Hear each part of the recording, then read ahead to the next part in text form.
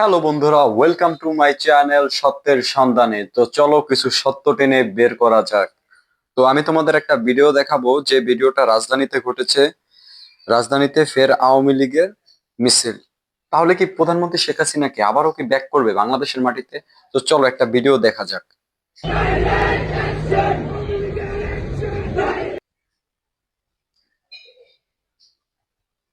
স্থগিত রাজনৈতিক দল আওয়ামী লীগ এরই অংশ হিসেবে তাহলে আওয়ামী লীগের এখনই মিছিল শুরু হয়ে গেছে। তো আওয়ামী লীগের যদি এরকম মিছিল চলে, প্রধানমন্ত্রী শেখ হাসিনা বাংলাদেশে আসতে বেশি দিন সময় লাগবে না। তো এখানে যারা মিছিল করছে, এই ঘটনাটি ঘটেছে রাজধানীতে। তো আমরা দেখলাম, আপনারা দেখতে পাচ্ছেন রাজধানীতে এমন একটা মিছিল হয়েছে। বাংলাদেশের অনেক বড় বড় নেতারা যারা কিনা আওয়ামী লীগের ঝাঁটিকা মিছিল করেছে। এবং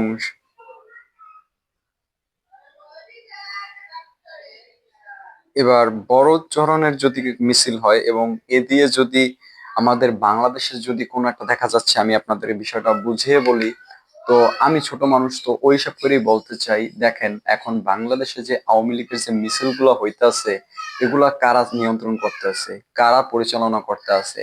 আমার জানা মতে এখন তো বাংলাদেশে কোনো আওয়ামী লীগ নেই। তাহলে এরা কারা? এরা কোথা থেকে আসলো? প্রশাসন বা কোথায়? তো দেখা যাচ্ছে এভাবে এরা যারা মিছিল গুলো করতেছে ব্যানার হাতে নিয়ে, তো এক পর্যায়ে দেখা যাইতে পারে আওয়ামী লীগ যদি ক্ষমতায় আসে, এবং তারা যদি এইবার যদি ক্ষমতায় আসে, তারা খুব ভয়ঙ্কর রূপে ক্ষমতায় আসবে। এবং সেক্ষেত্রে দেখা যাইতে আছে নানান ধরনের সমস্যা বাংলাদেশে হবে। যেমন আমরা কিছুদিন আগে দেখতে পাচ্ছি, বাংলাদেশ সরকার আওয়ামী লীগ যখন পতন হয়েছিল, তখন আমরা একটা জিনিস খুব ভালো করে জানি, দেশে লুটপাট অনেক পরিমাণে বেড়ে গেছিল। এবং বাংলাদেশের যারা সনাতনী আছে, যারা সনাতন ধর্মের মানুষ, তো তাদেরকেও দেখেছি, মানে তাদের মানে জায়গা দখল করা হয়েছে। যাই হোক, অনেক ধরনের হয়েছে। আর আমাদের 2025 সালের যে কিছুদিন যাবত দেখতেছি দুর্গা প্রতিমা ভাঙচুর করা হয়েছে।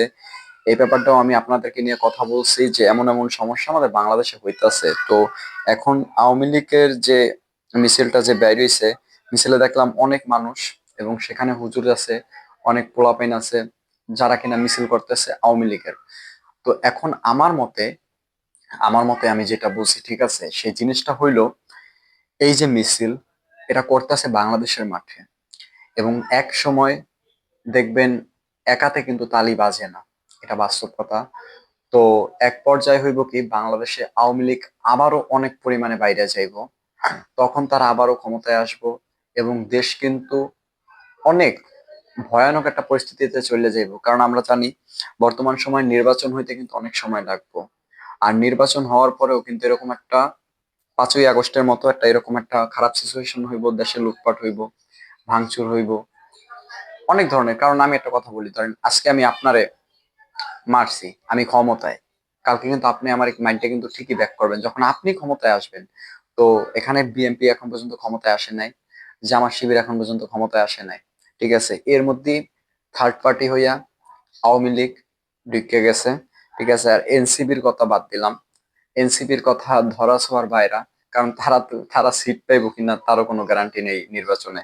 তো ওই দলের কথা নাইলে বাদই দিলাম। তো আমরা একটু ভিডিওটা একবার প্লে করে দেখি, যে ভিডিওতে আসলে কি কি হয়েছিল।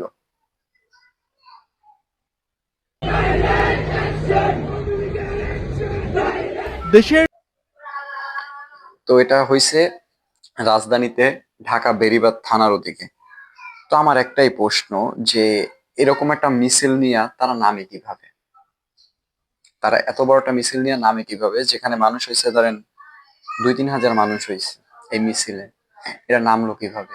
এদের পিছনে কে আছে? আগে মূল হোতাকে ধরতে হবে, তাহলেই আওয়ামী লীগকে ডাবানো যাবে। তাছাড়া আওয়ামী লীগকে ডাবান কারো পক্ষে সম্ভব না। কারণ একটা কথা মাথায় রাখবেন, তাদেরকে এই 17 বছরে গদি থেকে কিন্তু নামানো যায় নাই। এই কয়দিনের ছাত্র আন্দোলন কইরা নামাইছে। আর এর পিছনে শুধু ছাত্ররাই না, এর পিছনে কিন্তু আরো ইন্টারন্যাশনাল কিছু সাইড আছে। তো আমরা সেই কথায় যাব না, তো আমরা একটু ভিডিওটা দেখবো।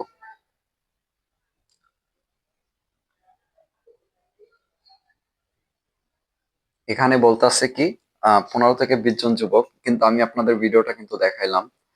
এখানে 15 থেকে 20 জন যুবক মোটেও না, এখানে অনেক মানুষ আছে যারা কিনা বাংলাদেশ আওয়ামী লীগ করে, শেখ হাসিনা করে, ঠিক আছে, তারা চাচ্ছে যে বাংলাদেশের মাটিতে আবারও শেখ হাসিনা ফিরে আসুক। তো আপনি কি চান ওইটা অবশ্যই কমেন্ট করে জানাবেন, তো আমরা পরবর্তীতে দেখবো।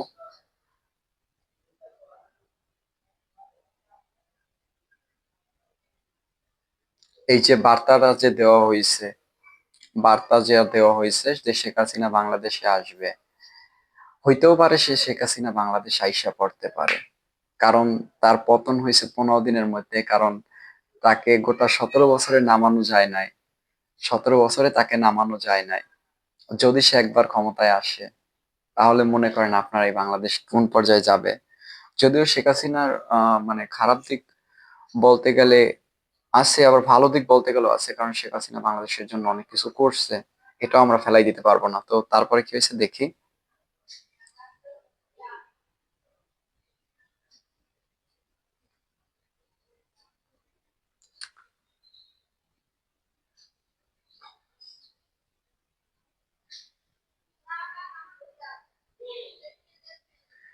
ও, তাদেরকে গ্রেপ্তার করা হয়েছে।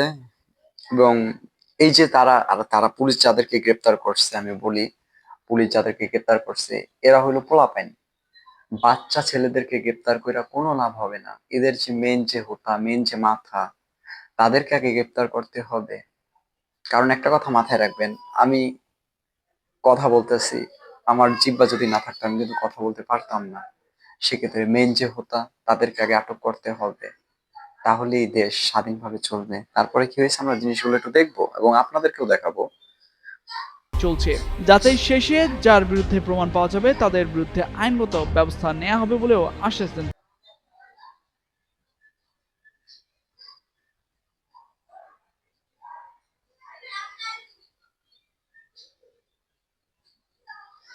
আপনি মনে করেন এই যে ভিডিওতে, এই ভিডিওর মাঝখানে ককটেল বিস্ফোরণ হয়েছে, তাহলে মনে করেন যখন আওয়ামী লীগ যখন ক্ষমতায় আসবে, আল্লাহ না জানে তখন কি না কি একটা হবে। তো আমি চাই না। আর আমি একটা কথা বলি, মূলত আমি কিন্তু কোনো দল করি না।